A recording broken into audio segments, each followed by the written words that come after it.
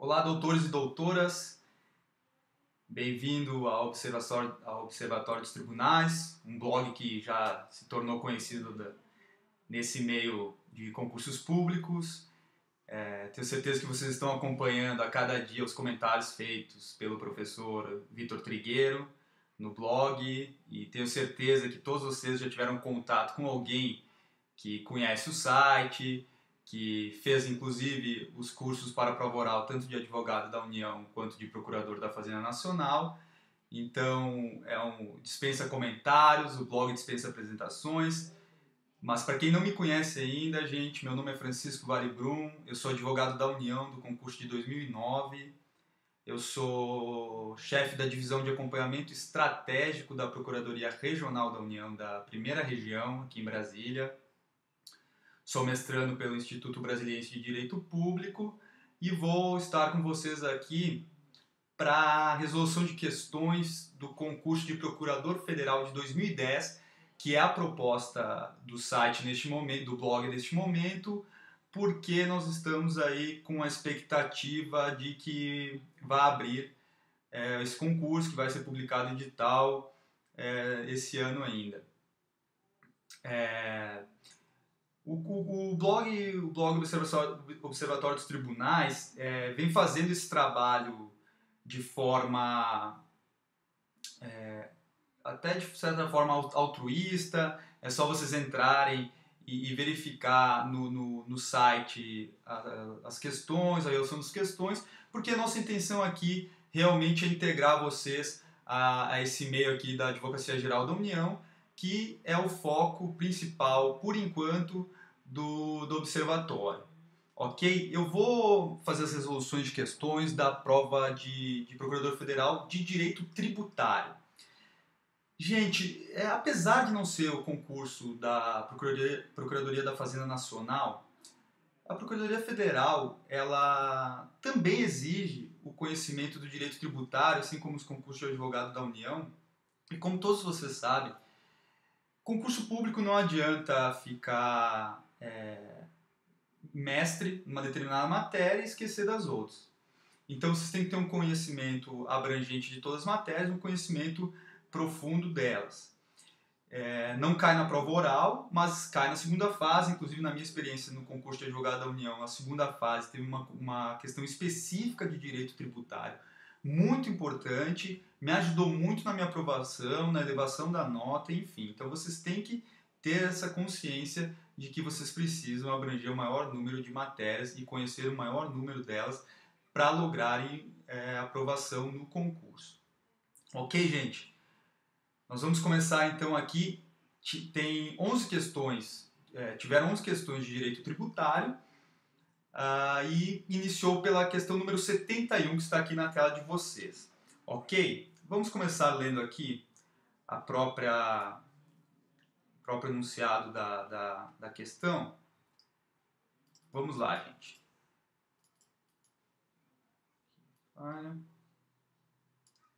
Questão número 71. O sócio administrador de sociedade limitada em débito com a Fazenda Pública Federal referente ao pagamento do imposto de renda de pessoa jurídica é pessoal e solidariamente responsável pelos referidos débitos, quando contraídos durante a sua administração. Já está aqui na tela de vocês, senhores e senhoras, que a questão está errada. E a justificativa, artigo 135, inciso 13 do Código Tributário Nacional, cumulado com a súmula 430 do STJ. O que diz o caput do artigo 135? São pessoalmente responsáveis pelos créditos correspondentes a obrigações tributárias resultantes de atos praticados com excesso de poder ou infração de lei, contrato social ou estatuto. E aí vem o rol, inciso 1, 2 e 3. Por que está errado, gente? Primeira questão, primeiro ponto. O artigo 71, vocês estão lendo ali comigo na tela, diz que o sócio administrador da sociedade limitada em débito com a Fazenda Pública é pessoal e solidariamente responsável pelos referidos débitos.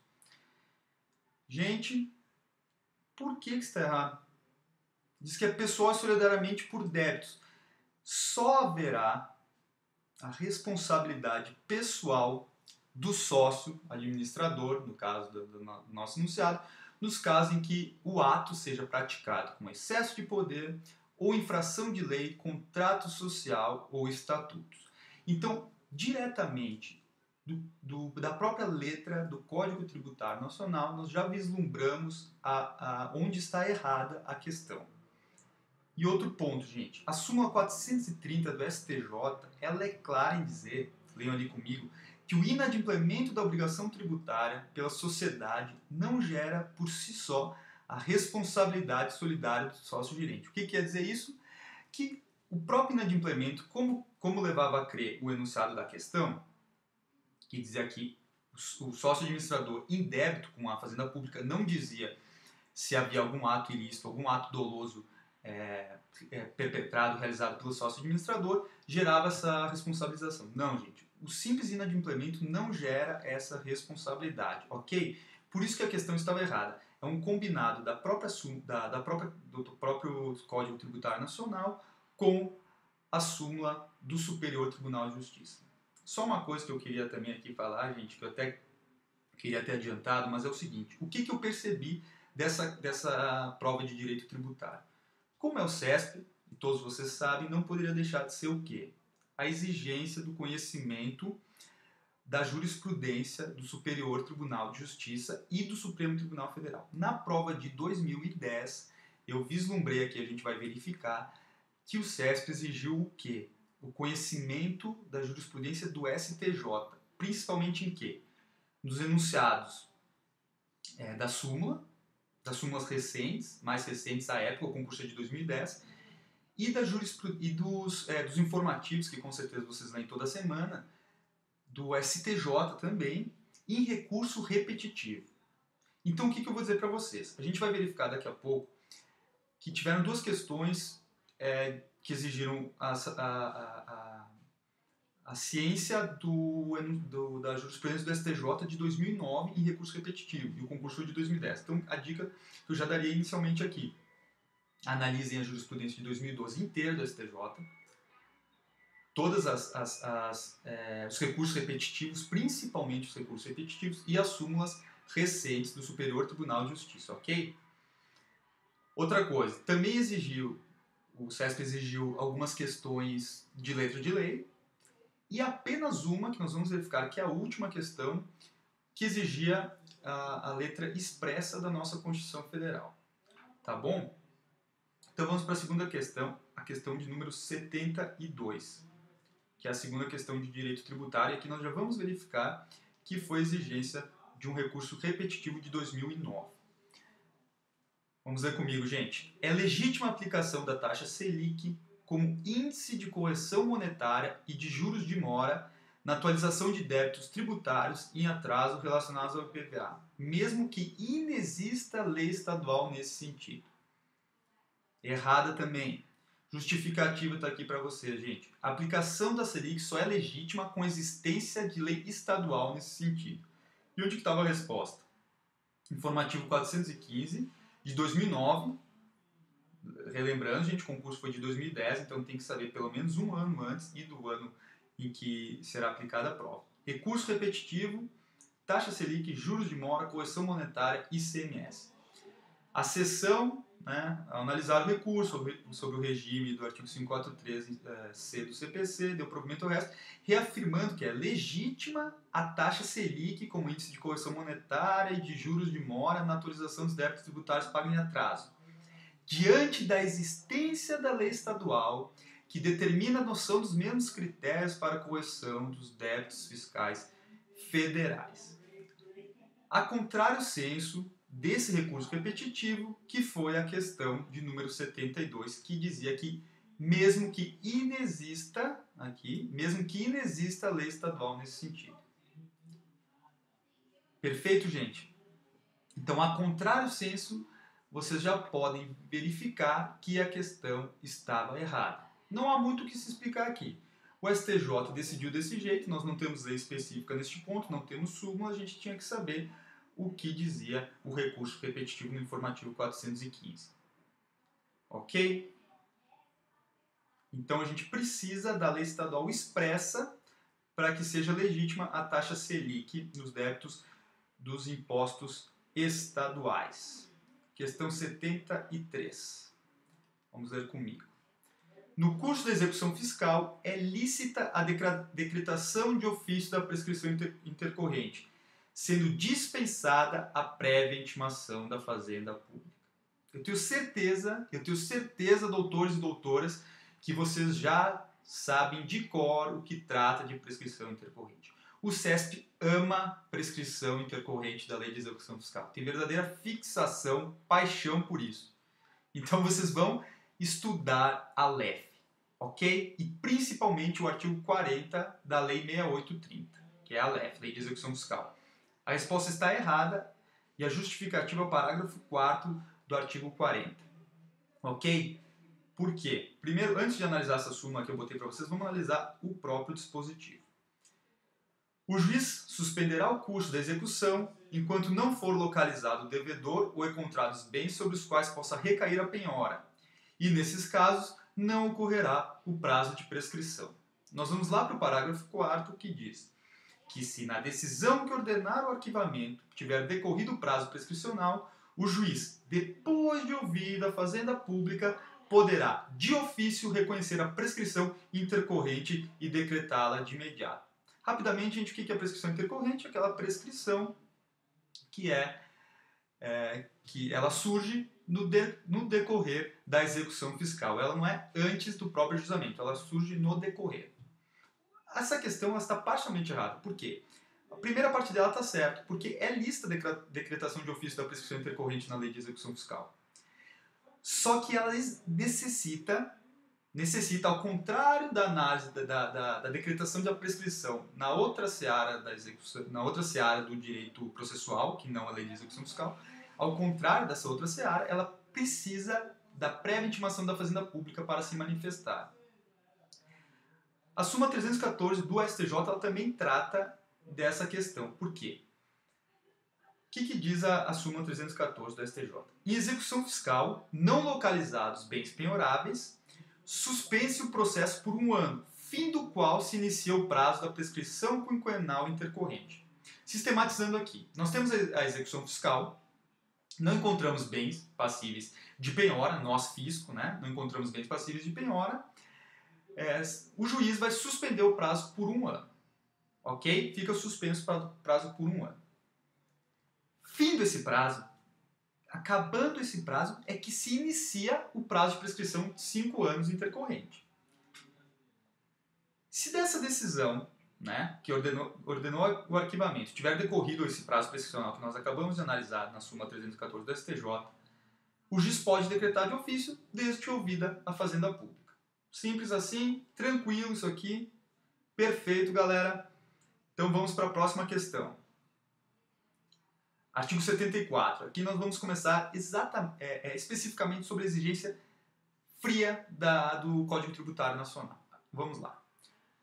Questão 74. Considere que determinada revendedora de automóveis, em débito quanto ao pagamento de diversos tributos, decida quitá-los e que haja imputação do pagamento pela autoridade administrativa. Nessa situação, a referida imputação deve se dar primeiramente quanto aos débitos oriundos de obrigação própria e, em segundo lugar, aos decorrentes de responsabilidade tributária.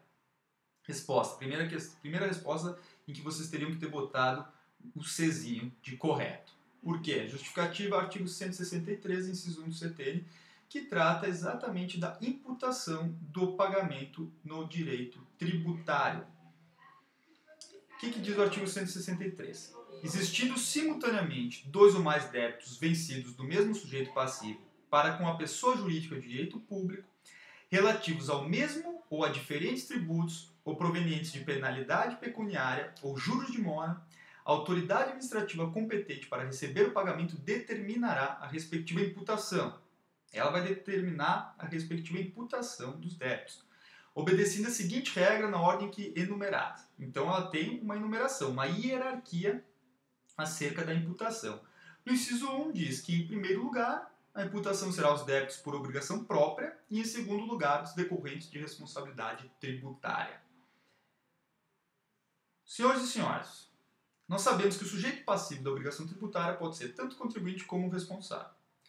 Quando houver essa situação, o primeiro débito que será expungido será o do próprio contribuinte e depois aqueles decorrentes da responsabilidade. Essa é o que exige a questão. Por que estava certa? Porque a questão dizia que, em primeiro, a imputação deverá se dar primeiramente quanto aos débitos oriundos de obrigação própria, ou seja, do próprio contribuinte, e depois o decorrente de responsabilidade tributária. Perfeito.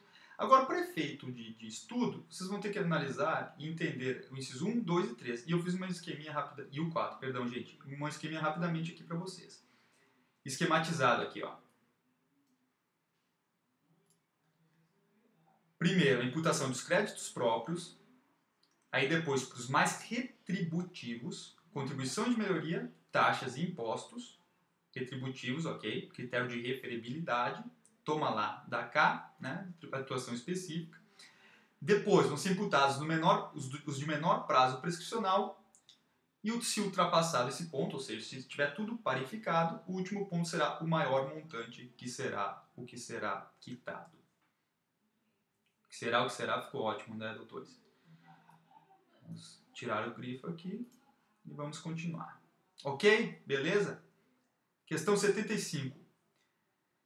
Pela remissão, vocês já sabem que é uma hipótese de extinção do crédito tributário, que é o perdão da dívida, o legislador extingue a punibilidade do sujeito passivo infrator da legislação tributária, impedindo a constituição do respectivo crédito tributário. Resposta errada. Justificativa, artigo 156 do CTN. Por quê? Como pode uma remissão, que é uma hipótese de extinção do crédito tributário, ser impedida de ser constituída? É impossível, ok? Então eu fiz um quadrinho rápido para vocês aqui para a gente diferenciar essas figuras que são muito parecidas, que é a isenção, a anistia e a remissão. Isenção e anistia, hipóteses de exclusão do crédito tributário, e remissão, hipótese de extinção. Primeira questão, todas exigem lei. Sabe que no direito tributário, lei é regra mesmo, o princípio da legalidade no direito tributário é muito forte, então os três precisam de lei.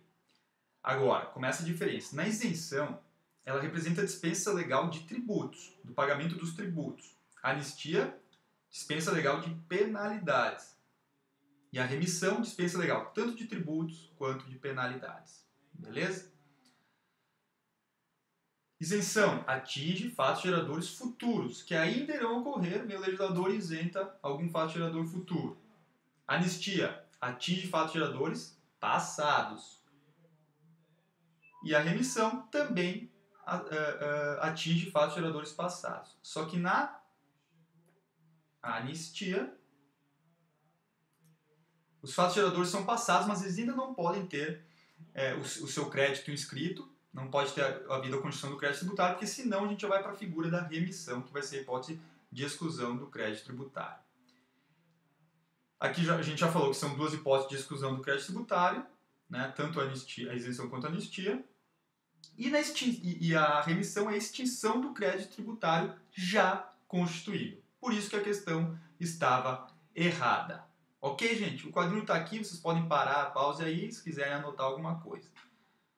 Vamos para a próxima questão já aqui, que é uma que é mais chatinha, gente. É uma mais chatinha e precisava também da análise de recurso repetitivo do Superior Tribunal de Justiça. Não havia na lei, não havia na Constituição, então só restou a jurisprudência nos dar a resposta da questão número 76. Vamos lá, vamos ler. Se determinada indústria traz matéria-prima do exterior com isenção de impostos para ser reexportada após sofrer beneficiamento, é ilícita a exigência de nova certidão negativa de débito no montante do desembaraço aduaneiro da respectiva importação, uma vez já comprovada a quitação de tributos federais quando da concessão do benefício inerente às operações pelo regime do drawback. Ok? questão estava correta. Justificativa. Primeiro a gente tem que saber o que é o drawback. Drawback é um benefício fiscal, está na tela de vocês aí, consistente na suspensão, isenção ou restituição de tributos, ou seja, um benefício fiscal, incidente sobre matérias-primas importadas utilizadas em produtos que serão exportados. Ok? O importador e futuro exportador, ele importa a matéria-prima para depois exportar o produto. Nesse caso, o drawback é um benefício fiscal que incide nessa operação. E onde é que estava a resposta disso, gente? Recurso repetitivo no informativo 413, e eu botei ali para vocês mais um repetitivo, então atenção dos recursos repetitivos de 2012 e 2013 principalmente, porque o CESP cobrou isso na prova de procurador federal de 2010. A resposta estava na parte final, ele explica o que é drawback, vocês podem pegar aí e ler se quiser até no interior da decisão para vocês sistematizarem melhor o que é esse benefício fiscal, mas a resposta estava no final aqui, que não é lícito, ou seja, é ilícito, exigir uma nova CND, Certidão Negativa de Débitos, para o desembaraço aduaneiro da importação, se a comprovação da quitação dos tributos já foi apresentada quando da concessão do benefício fiscal drawback. E vocês viram aqui que eu tinha que ter separado, porque é benefício fiscal de drawback. Ok? Esse benefício fiscal, então, ele impede a exigência de uma CND, Certidão Negativa de Débito, para o desembaraço aduaneiro da importação, se a comprovação da quitação do tributo já foi apresentada quando da concessão desse benefício. Tá, gente? Olha, é uma questão que eu confesso que para procurador da Fazenda Nacional eu não teria apostado no concurso de 2010, porque era um recurso repetitivo, uma questão muito específica, e é o concurso que eu já falei para vocês, não é da Procuradoria da Fazenda Nacional, mas caiu, então vocês vão ficar atentos com essas questões específicas do Superior Tribunal de Justiça no âmbito do direito tributário e das sumas específicas. Tem súmula de IPI, súmula de ICMS, relativamente nós, que vocês vão dar uma olhada. Ok? Questão 77. Outra questão de jurisprudência. Se determinada revendedora de eletrodomésticos possui estabelecimento localizado em diversas unidades da federação, o ICMS deverá ser recolhido pela alíquota interna no estado de onde saiu a mercadoria para o consumidor final após a sua fatura, ainda que tenha sido negociada a venda em outro local por meio da empresa filial. Resposta correta, doutores e doutoras. Correta. Aqui eu tive que usar um exemplo para deixar um pouco mais palatável essa questão para vocês. Um pouco mais palpável, porque ela, lendo, ela confunde um pouco a nossa cabeça, sobretudo quando a gente está fazendo uma prova de concurso público, que o nervosismo já influencia. Então, realmente, ela, de certa maneira, não é uma questão difícil, mas na prova ela se torna difícil. Olha aqui o exemplo que eu dei para vocês. Ó. O consumidor Luiz negocia a compra de um fogão com a empresa X no Distrito Federal. Ok? Uma empresa X no Distrito Federal. Aqui onde eu estou, por sinal, no dia de hoje. Todavia, a saída do fogão se dá na filial da empresa X, localizado no Rio Grande do Sul, meu estado de origem. Vocês podem ver que os estados que eu usei foram bem originais. Qual a alíquota do ICMS a ser aplicada? A do estado de onde saiu a mercadoria, em que pese ele ter negociado a compra do fogão no Distrito Federal. A resposta, então, onde saiu a mercadoria, no caso, o Rio Grande do Sul. Julgamento aqui, gente, não era repetitivo, mas era um julgamento de 2009 também. Vocês estão vendo que o CESP não está sendo muito original. Em questão de jurisprudência, melhor pra gente. Vamos analisar o de 2012, mas por desencargo de consciência nós vamos analisar o de 2013. Se por acaso o concurso atrasar, pode acontecer, né, gente? Vamos analisar do próximo ano também. Mas creio que isso não vai ocorrer. O professor Vitor vai ficar ligado aqui no dia que abrir o edital e sempre com as suas profícuas análises. Olha aqui a questão. A resposta foi no agravo regimental no RESP 703-232 de Santa Catarina. Nos termos da jurisprudência desta corte, do STJ, o ICMS deve ser recolhido pela alíquota interna no estado onde saiu a mercadoria para o consumidor final, após a sua fatura, ainda que tenha sido negociada a venda em outro local através da empresa filial. Perfeito, gente? Então vamos continuar aqui. Questão número 78. Um fiscal da Receita Federal do Brasil, ao aplicar a legislação tributária, na ausência de disposição legal expressa, pode empregar analogia, desde que isso não resulte na dispensa do pagamento de tributo devido. Eu odeio essa questão. Doutores, eu odeio essa questão. Por quê? Porque isso aqui não afere nada. Não vai aferir o conhecimento ou não do candidato. Não afere. É um jogo de palavras. Também caiu no meu concurso, eu me lembro de Direito Financeiro, no meu concurso de advogado da União de 2009. Chato demais, fiquei louco da vida quando eu vi que eu errei a questão. Mas infelizmente cai, então nós vamos ter que trabalhar com essa questão. Mas eu, se fosse examinador, nunca pediria uma questão desse tipo. Mas tudo bem, a resposta estava errada e a justificativa está no artigo 108, parágrafos 1º e 2º do CTN. O que diz o artigo 108?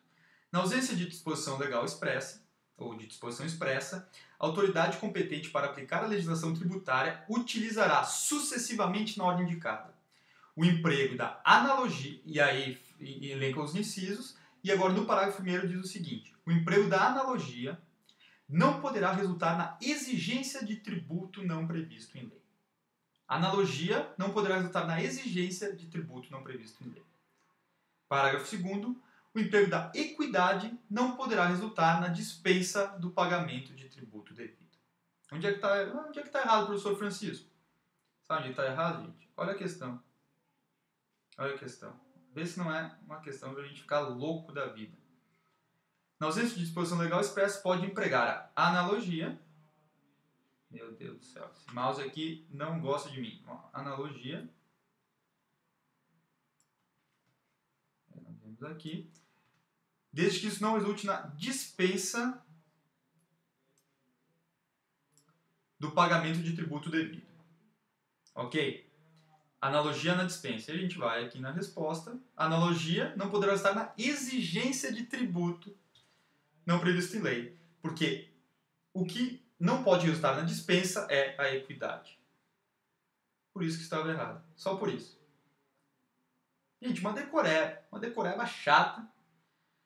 Vocês podem ver que eu fico louco, mas a gente vai ter que estudar isso aqui, né? Então, resposta errada.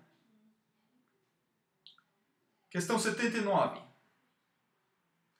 É devida a correção monetária de créditos escriturais de imposto sobre produtos industrializados, que está na moda o IPI, né, gente? Na hipótese em que o seu não aproveitamento pelo contribuinte, em tempo oportuno, tenha ocorrido em razão da demora motivada por ato administrativo ou normativo do fisco considerado ilegítimo. Resposta correta. Czinho aqui. Justificativa súmula 411 do STJ. Aqui a gente pode vislumbrar o que eu adiantei para vocês, que as súmulas recentes da época o CESP cobrou. O que diz a súmula 411 aqui embaixo? É devida a correção monetária do creditamento do IPI quando há oposição ao seu aproveitamento decorrente de resistência ilegítima do fisco. Olha a explicação que eu dei para vocês ali na tela. A regra é de que o contribuinte não pode corrigir monetariamente, ou seja, vai aumentar o valor dos seus créditos, que ele vai querer depois fazer o creditamento, se creditar, é a questão da operacionalização do IPI como um imposto não cumulativo. Seus créditos referentes ao IPI, caso a demora ao seu requerimento de... Vamos de novo. A regra é de que o contribuinte não pode corrigir monetariamente seus créditos referentes ao IPI, caso haja demora ao seu requerimento de aproveitamento. Concordo, né? Agora, poderá ocorrer essa correção caso a demora, né, eu pedi o creditamento do IPI, a demora tenha sido por recusa ilegítima do fisco. Então, se o fisco, de forma ilegítima, demorou para o creditamento do IPI, haverá a correção da correção monetária do creditamento do IPI, súmula 411 do Superior Tribunal de Justiça. Perfeito? E nossa última questão, que eu já adiantei para vocês, que é a única que o CESP exigiu o conhecimento da lei, da letra expressa da Constituição Federal. Vamos ler a questão. Se na região norte do país, for criado o território federal mediante lei complementar, competirá à União a instituição do ICMS nesse território. Resposta correta. Justificativa, artigo 147 da Constituição Federal. O que diz o 147, galera? Vamos lá, turma. Já estou dizendo turma que é mania de professor. Compete à União, em território federal, os impostos estaduais e, se o território não for dividido em municípios, cumulativamente os impostos municipais. Ao Distrito Federal cabem os impostos municipais. Olha o esqueminha que eu fiz para vocês aqui, fica muito mais fácil. Como fica a questão de impostos? Gente, impostos é uma das espécies dos tributos, a gente está tratando aqui só dos impostos. Como fica a questão dos impostos no âmbito dos territórios federais? Impostos federais, União. Impostos estaduais, União. Impostos municipais, gente, União. Os três para a União. Agora, no caso dos municipais, se for dividido em municípios, caberá aos municípios esses impostos.